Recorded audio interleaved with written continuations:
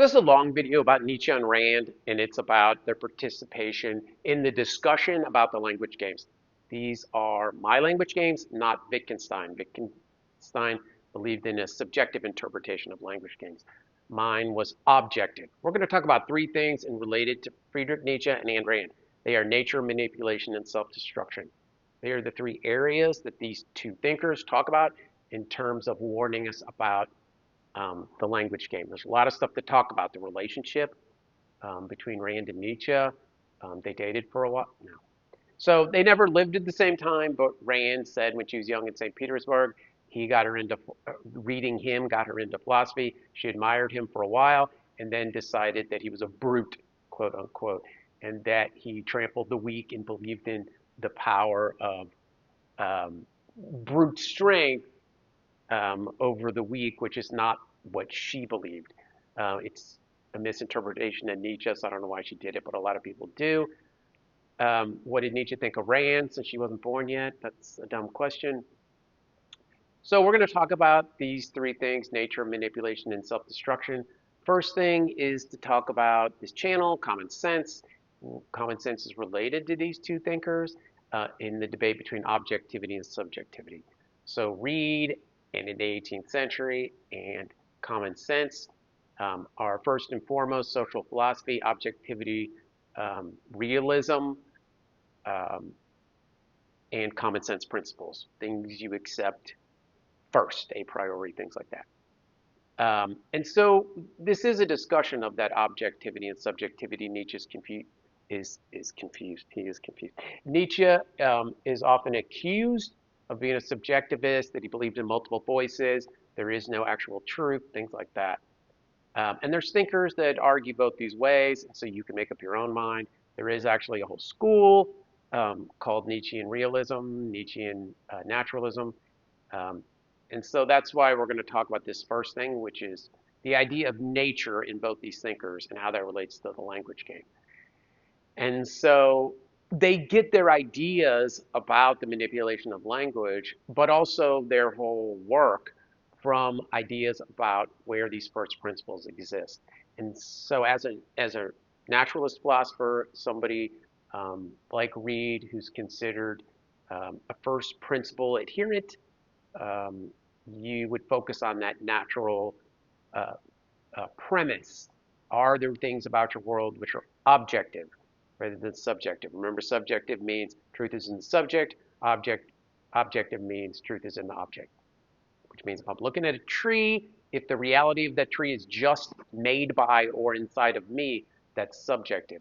The tree is an object in itself out there, and I'm just looking at it, then that's an objective interpretation of that tree and of physical objects in general. This is debated all the time. Don't ask me how this is debated. But again, I'm a realist. Actually, I'm a nobody. You can feel free to argue with this if you know what you're doing. I wouldn't go that route in particular. I would stick with this debate about Nietzsche and Rand. So first is naturalism and Nietzsche. Can he be reinterpreted as an objectivist thinker?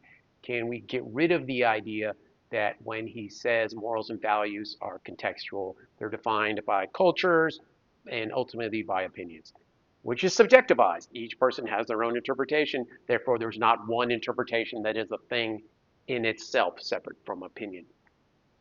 So there's a lot of thinkers that look at this both ways. Walter Kaufmann rescued Nietzsche from being blamed for World War II, or at least tried, by claiming Nietzsche was more of a poet and an artist, and he played games and was ironic, and all this stuff, which led to the idea that he was a subjectivist.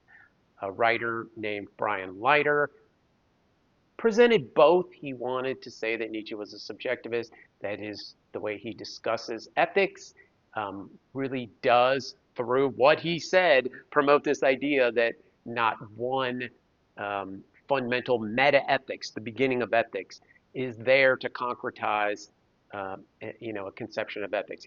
There's no way to make it objective. There's not an ethics independent of our opinion.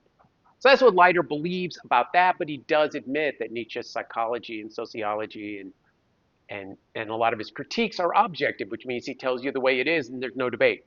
When he tells you that the way to transcend is to not succumb to herd mentality, he means it. That's an objective statement, and Leiter did admit this, so we could say he's in two camps. Some of the people to read, I made a short video leading up to this. You can watch that to maybe get some priming for this debate specifically about Nietzsche. But there's been a lot of writers that have come to the rescue of Nietzsche in terms of Nietzschean realism, which is to say, if you're making solid psychological claims, this happens. This, if you do this in the language game, this is how you. These are objective claims about reality. So it's hard to then say overall your philosophy is subjectivized. So Rand was outwardly a naturalist. She claims Aristotle was built. His thinking was built on this idea that there is natural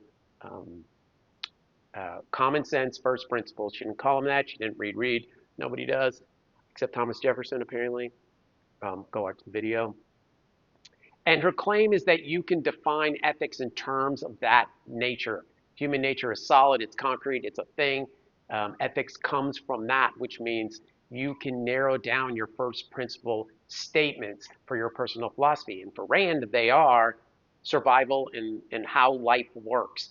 Life works to sustain itself. To do that, you sustain value. To sustain value, you must have a concretized system, and that system, as you can see, is spilling out of a conception of what nature and first principles are. We're built to eat a certain food and not another one. You can eat there's so many foods you can't eat in the United States. You can eat the fruit, but you can't eat the glass. And so just because you want to eat the glass, or your opinion is that you can eat the glass. So the critique of Rand is that this really isn't ethics, that a lot of times her naturalism is so biological that you can't separate it from a more abstract ethical system. I think this is how you ground metaethics. I do think you have to look at things that are first principles, whether they're in biology or whether they're in psychology, like we talked about with Nietzsche. And so you can agree or disagree, but clearly she thought of herself as a naturalist, and she built her systems based on a naturalist explanation.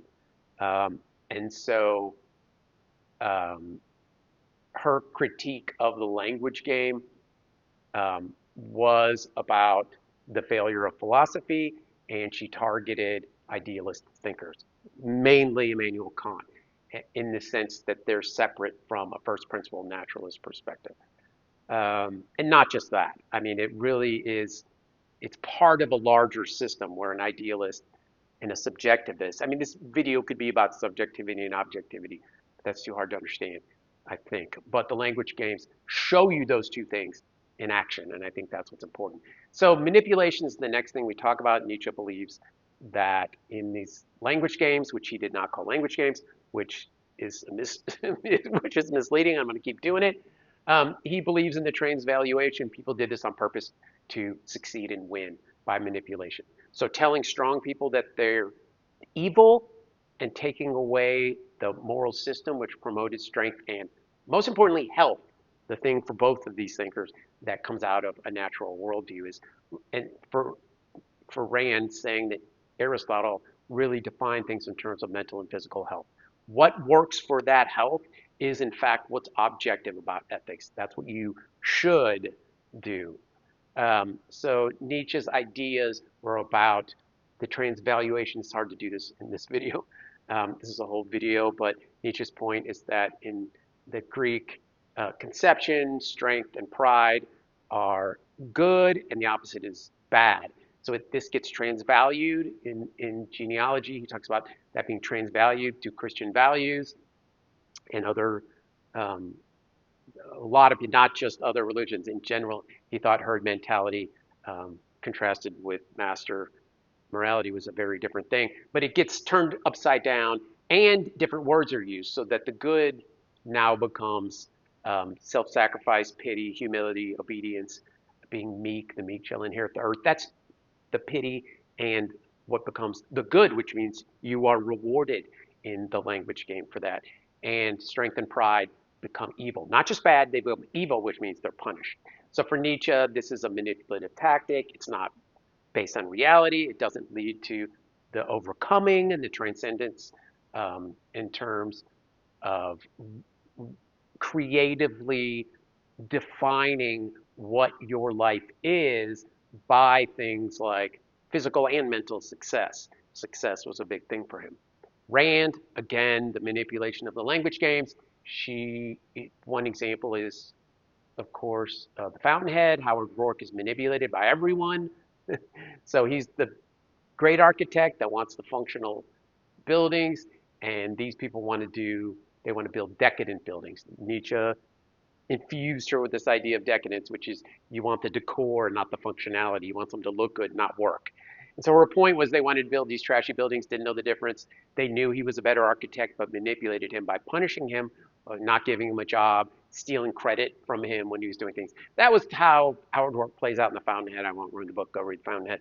It is redundant, and it is ever repeating these memes that Rand has, and that's why people have a hard time with her. But the manipulation is clearly the game that people play when they want your power that you've earned through hard work, and they want to take it by changing language. And again, that's so reminiscent of Nietzsche. So the last one is self-destruction. What happens if these games happen like this? Nietzsche's point is that society fails.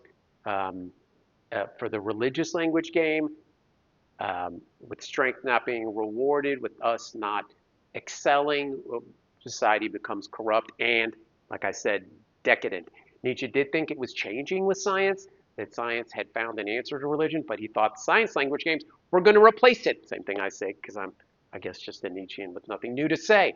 His point was that nihilist will end up with more problems than the religious faith-based meaning, but a lack of meaning might be worse. But that's not the point.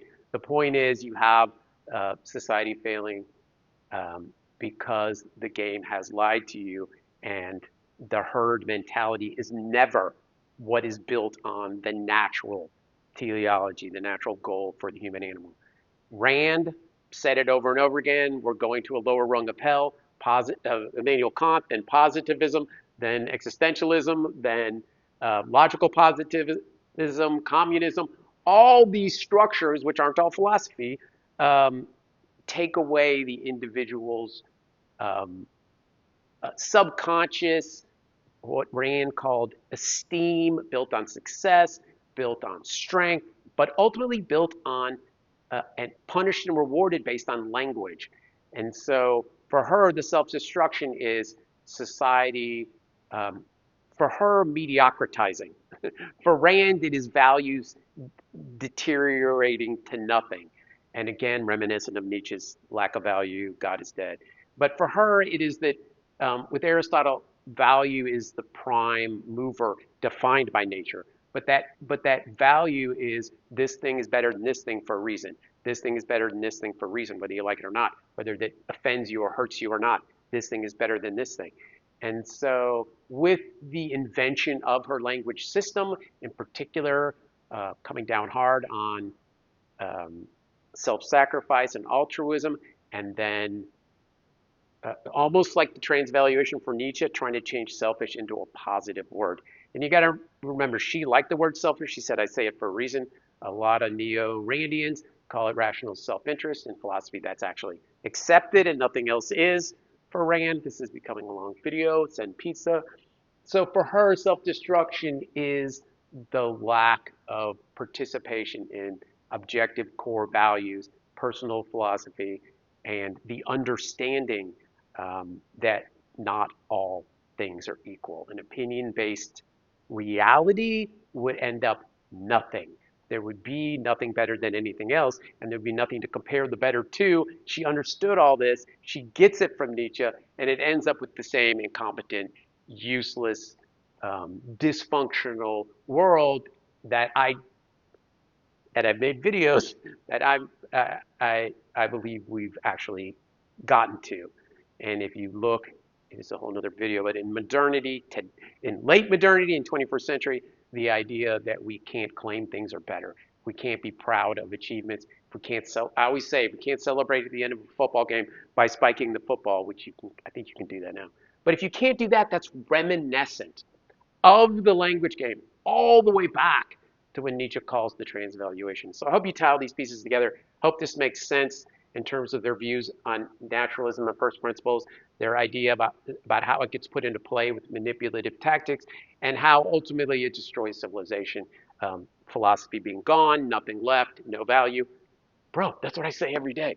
So feel free to like and subscribe to The Real Philosophy. You're going to get the real answer here, hopefully. A lot of people do that, and then they get mad at me, and they argue. Keep in mind, you need to find me a job. I'm tired of not finding an adjunct job and doing these videos all day.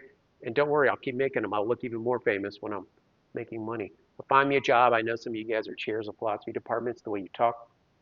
And if you are, don't overlook me just because I'm a objectivist. So that's a long video, Nietzsche and Rand. I hope you read them.